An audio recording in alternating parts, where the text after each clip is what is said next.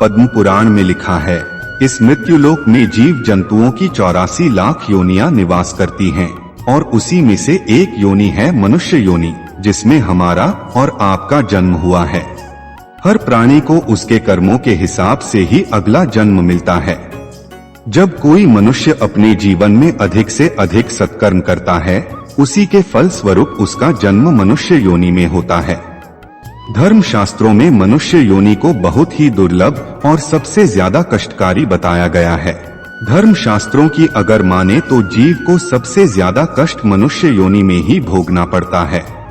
गरुड़ पुराण में मनुष्य के जन्म से लेकर मृत्यु तक जिन जिन कष्टों को भोगना पड़ता है, उसका विस्तार पूर्वक वर्णन किया गया है।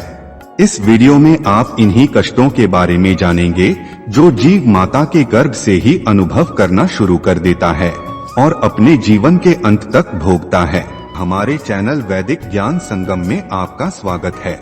इस वीडियो के कमेंट में जय श्री नारायण लिखकर परमात्मा को अपना आभार प्रकट करिए। दोस्तों, गरुड़ पुराण में स्पष्ट लिखा है, जब भी कोई जीव मरने के बाद मनुष्य योनि में जन्म लेता है तो वह सबसे पहले ईश्वर द्वारा निश्चित पुरुष के वीर्यकण के रूप में स्त्री के उदर में प्रवेश करता है। वहाँ वह एक रात्रि में स्त्री के रज में मिल जाता है और एक हो जाता है। इसके बाद यह 5 रात्रि में छोटे कण का रूप ले लेता है और बाद में यह अंडे के आकार में बदल जाता है। इसी तरह 1 महीने में उसके सर निकल आता है। 2 मास में हाथ, पांव आदि अंगों का निर्माण हो जाता है और 3 मास में नाखून, हड्डियां, त्वचा, स्त्री पुरुष के चिन्ह तथा अन्य छिद्रक उत्पन्न हो जाते हैं। चौथे महीने से उसमें मांस उत्पन्न होने लगता है। फिर 5वें महीने में गर्भ में पल रहे शिशु को भूख प्यास लगने लगती है। 6ठे मास से झिल्ली में लिपटा हुआ वह जीव माता की दाहिनी कोख में घूमने लगता है। उस समय माता के द्वारा ग्रहण किए हुए अन्न, जल आदि से उसकी भूख मिटती है। वह जीव विष्टा मूत्र के दुर्गंध युक्त गड्ढे रूपी गर्भाशय में सोता है। वह कोमल होता है। गर्भाशय के भूखे कीड़े उसके अंग बार बार काटते हैं, जिससे उसे अत्यधिक पीड़ा होती है। पीड़ा के कारण वह जीव बार बार अचेत हो जाता है। इतना ही नहीं, माता के खाए हुए कड़वे, तीखे, गरम, नमकीन, खट्टे आदि पदार्थों का स्पर्श होने से उसके सारे शरीर में कष्ट होने लगता है। वह जीव माता के गर्भाशय में झिल्ली से लिपटा और आंतों से घिरा रहता है। उसका सिर पीठ की ओर और पीठ तथा गर्दन कुंडलाकार रहती है। माता के गर्भ में मनुष्य पिंजरे में बंद पक्षी की भांति इस पराधीन स्थिति में अपने अंगों को हिलाने डुलाने में भी असमर्थ रहता है। इस अवस्था में उसे दिव्य शक्ति के द्वारा स्मरण शक्ति प्राप्त होती है, जिसके बाद उसे अपने पिछले जन्मों के कर्म याद आ जाते हैं। अपने पिछले जन्मों को याद करके वह बेचैन हो जाता है और उसका दम घुटने लगता है। फिर 7वां माह आरंभ होने पर उसमें ज्ञान शक्ति भी आने लगती है, जिसकी वजह से वह एक स्थान पर नहीं रहना चाहता। स्थूल शरीर में बंधा हुआ वह जीव अत्यंत भयभीत होकर दुख भरी वाणी से कृपा याचना करता हुआ हाथ जोड़कर उस प्रभु की स्तुति करता है, जिसने उसे माता के गर्भ में डाला है। माता के गर्भ में उपस्थित जीव प्रभु से यही याचना करता है कि हे प्रभु, मैं बड़ा अधम हूँ, मैं बड़ा पापी हूँ, आपने मुझे जो यह गति दी है, मैं इसी योग्य हूँ। इस तरह निरीह शब्दों से वह भगवान की बार बार प्रार्थना करता है और इस मृत्युलोक में न भेजने की याचना करता है। गरुड़ पुराण में बताया गया है कि देहधारी जीव दूसरी देह अर्थात माँ के गर्भ के भीतर मल मूत्र और रुधिर के कुएं में गिरा रहता है। माँ के पाचन रस की ऊष्मा से गर्भ में मौजूद जीव का शरीर अत्यंत संतप्त होता रहता है। इन कष्टों के बारे में सोचते हुए जीव गर्भ से बाहर निकलने की प्रबल इच्छा लिए हर एक दिन गिन रहा होता है और भगवान से प्रार्थना करता रहता है कि हे भगवान, मुझ दीन को यहाँ से कब निकाला जाएगा। वह मनुष्य सोचता है कि पशु, पक्षी, अन्य जीव तो अपनी मूल बुद्धि के अनुसार अपने शरीर में होने वाले सुख दुख आदि का ही अनुभव करते हैं, किंतु मैं तो भगवान आपकी कृपा से साधन संपन्न शरीर से युक्त हुआ हूँ। अतः आपकी दी हुई विवेक बुद्धि से अपने शरीर के बाहर और भीतर अहंकार रूपी आत्मा का अनुभव करता हूँ। भगवान, इस अत्यंत दुख से भरे हुए गर्भाशय में यद्यपि मैं बड़े कष्ट से रह रहा हूँ, तो भी बाहर निकलकर संसार के अंधकार में गिरने की मुझे बिल्कुल इच्छा नहीं है, क्योंकि उसमें जाने वाले जीव को आपकी माया घेर लेती है, जिसके कारण उसकी बुद्धि अहम से युक्त हो जाती है और उसके परिणाम में उसे इस संसार चक्र में ही रहना होता है। दोस्तों, श्री हरि विष्णु ने विष्णु पुराण में पक्षीराज गरुड़ को आगे जो बताया था, ठीक वैसा ही आगे की वीडियो में बताया गया है। बस कुछ कठिन शब्दों को सरल भाषा में अनुवाद किया गया है। इस प्रकार की बुद्धि वाले एवं स्तुति करते हुए 10 माह के ऋषिकल्प उस जीव को प्रसूति वायु प्रसव के लिए तुरंत नीचे की ओर धकेलता है।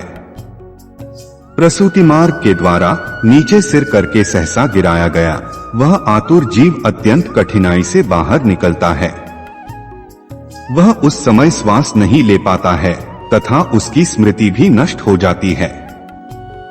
पृथ्वी पर विष्ठा और मूत्र के बीच गिरा हुआ वह जीव मल में उत्पन्न कीड़े की भांति चेष्टा करता है और विपरीत गति प्राप्त करके ज्ञान नष्ट हो जाने के कारण अत्यधिक रोने लगता है। कर्म भोग के अनंतर जीव जब घर से बाहर आता है, तब उसी समय वैष्णवी माया उस जीव को मोहित कर देती है। माया के स्पर्श से वह जीव विवश होकर कुछ बोल नहीं पाता, शिशु रूप में मिलने वाले दुखों को पराधीन की भांति भोगता है। उसका शोषण करने वाले लोग उसकी इच्छा को जान नहीं पाते, अतः अपनी इच्छा बताने में असमर्थ होने के कारण जीव को बहुत दुख होता है। दूषित एवं मलमूत्र से अपवित्र शैया पर सुलाए जाने के कारण अपने अंगों को खुजलाने में, आसन से उठने में, अपनी इच्छा से और कुछ भी करने में असमर्थ रहता है। जैसे एक कीड़ा दूसरे कीड़े को काटता है, उसी प्रकार ज्ञान शून्य और रोते हुए उस शिशु की कोमल त्वचा को डांस, मच्छर और खटमल आदि जंतु तकलीफ देते हैं। इस प्रकार शिशु अवस्था के दुख भोगकर वह जीव पौगंडावस्था अर्थात किशोरावस्था में भी दुख ही भोगता है। इसके बाद युवावस्था प्राप्त होने पर आसुरी संपत्ति को प्राप्त होता है। तब वह दुर्व्यसनों में आसक्त होकर नीच पुरुषों के साथ संबंध बनाता है और सत्पुरुषों से द्वेष करता है। भगवान की माया रूपी स्त्री को देखकर वह जितेंद्रिय पुरुष भावभंगिमा अर्थात नयन नक्श से प्रलोभित होकर अंधकार के गड्ढे में उसी प्रकार गिर पड़ता है जिस प्रकार अग्नि में पतिंगा गिर जाता है। जिस चीज की लालसा व्यक्ति के दिमाग में घर कर जाती है, उसके न मिलने पर अज्ञान के कारण क्रोध उत्पन्न हो जाता है। वह कामी व्यक्ति अभिमान और क्रोध में अपने नाश हेतु दूसरे कामी से शत्रुता कर लेता है। इस प्रकार अधिक बलशाली अन्य कामी जनों के द्वारा वह वैसे ही मारा जाता है जैसे किसी बलवान हाथी से दूसरा हाथी। मनुष्य रूपी जीवन पाकर यदि कोई मनुष्य जिस किसी भी जीव की हत्या अपने भौतिक सुखों को प्राप्त करने के लिए करता है, तो उसे अगले जन्म में उसी जीव की योनि में जन्म लेकर कष्ट भोगना पड़ता है।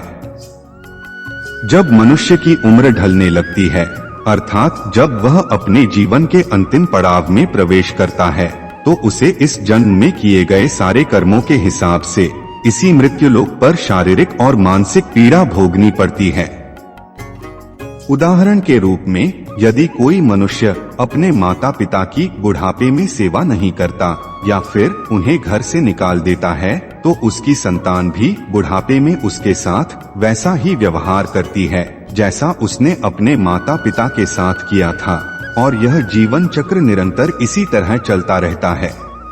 मृत्यु के बाद जब जीव को अनेकों कष्ट भोगने पड़ते हैं, तो वह फिर से भगवान से प्रार्थना करता है।